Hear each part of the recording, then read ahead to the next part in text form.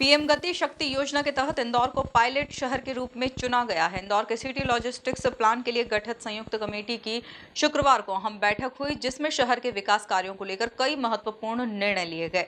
गौरतलब है कि इस योजना के तहत शहर में माल परिवहन, ट्रैफिक दबाव और लॉजिस्टिक्स से जुड़ी चुनौतियों का अध्ययन कर उनका निराकरण किया जाएगा।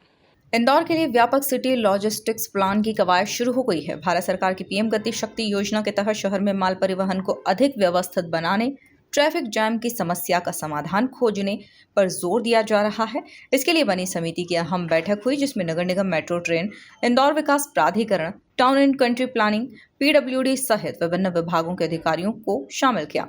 बैठक में सभी विभागों, स्टेक होल्डर के बीच विभिन्न सड़कों, मार्गों, ब्रिज के निर्माण कार्य को लेकर चर्चा की गई। इस परियोजना के लिए भारत सरकार ने एशियन डेवलपमेंट बैंक को नोडल एजेंसी बनाया है। साथ ही एक कंसल्टेंसी कंपनी इस पूरे प्रोजेक्ट पर काम कर रही है। कमेटी दिसंबर 2026 तक इंदौर का सिटी लॉजिस्टिक्स प्लान तैयार करने का लक्ष्य रखा है।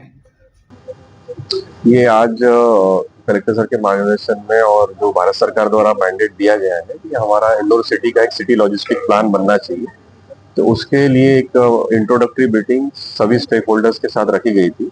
आपकी जानकारी के लिए बताना चाहूंगा कि इंदौर सिटी लॉजिस्टिक प्लान बनाने हेतु सिटी लॉजिस्टिक कमेटी का गठन किया गया है, जिसमें विभिन्न विभागों के सभी अधिकारी उसमें इन्वॉल्व है, जैसे कि जो सारी रोड एजेंसीज है, मेट्रो है, आईडीए है, टाउन एंड कंट्री प्लानिंग है, पीडब्ल्यूडी, हेल्थ, सभी डिपार्टमेंट्स के ऑफिसर्स उसमें इन्वॉल्व है। उन्हीं का एक प्राइमरी इंटरेक्शन इस मीटिंग के माध्यम से रखा गया था। भारत सरकार द्वारा एशियन डेवलपमेंट बैंक को इसका नोडल बनाया गया है। उन्होंने एक कंसल्टेंसी कंपनी पीडब्ल्यूसी को हायर की हुई है, जो कि इस सारे प्रोजेक्ट को लीड करेगी और लगभग दिसंबर 2026 तक सिटी का लॉजिस्टिक प्लान बनाने का टारगेट है। ये इंदौर के लाभ के लिए ही सिटी लॉजिस्टिक प्लान बनाया जा रहा है। इसके माध्यम से शहर का जो वहाँ पे माल आता है या जो शहर में कंजेशन होता है, उसको हम कैसे सॉल्व कर सकते हैं, ट्रैफिक कैसे अच्छी हो सकती है, यही इस प्लान के माध्यम से सजेस्ट किया जाएगा।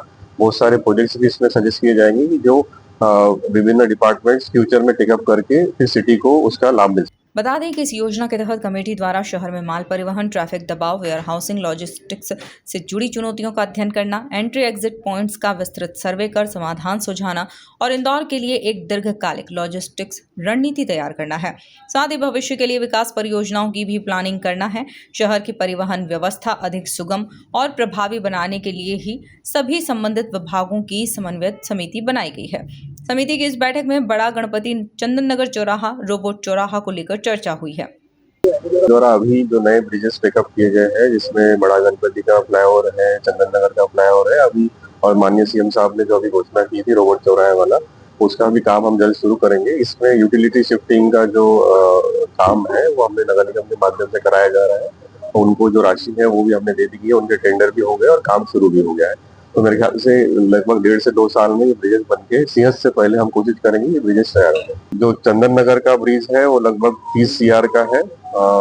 रोबोट स्क्वायर का जो है MR9 जो है वो लगभग 50 सीआर का रहेगा, और जो बड़ा गणपति का है वो लगभग 48 सीआर का ब्रिज है। बहरहाल यह पूरी कवायद शहर में माल ढुलाई की लागत को कम करने, प्रदूषण रोकने, भारी वाहनों के कारण होने वाले ट्रैफिक जाम से मुक्ति पाने और लास्ट माइल डिलीवरी को आसान बनाने के लिए की जा रही है। Bureau report, MP news, Indore.